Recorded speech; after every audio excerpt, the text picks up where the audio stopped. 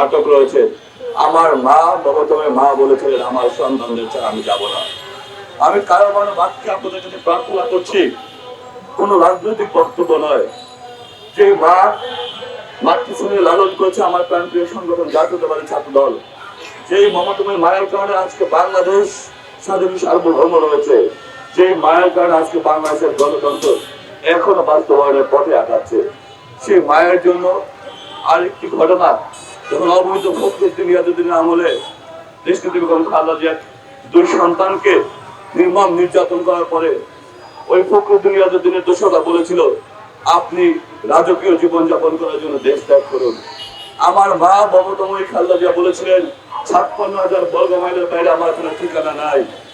আজকে কোনো কথা নাই।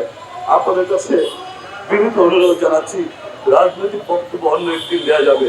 যদি আমার বাংলাদেশের যে সম্পূরক নামটি দেশনেত্রী বেগম খালেদা জিয়া আবারও সুস্বাস্থ্য নিয়ে আমাদের বাংলাদেশে থাকেন, আমি আপনাদেরকে অনুরোধ করবো দেশনেত্রী বেগম খালেদা জিয়ার জন্য দোয়া আছে। আর দেশনেত্রী বেগম খালেদা জিয়া যখন সুস্বাস্থ্য নিয়ে আবার ফিরে আসবেন, ইনশাআল্লাহ সকল ষড়যন্ত্র নিপাত যাবে। তাই আদর্শ সন্তান হিসাবে বারবার আপনাদের কাছে দোয়া আছে। আমি শেষ করছি। আসসালামু আলাইকুম।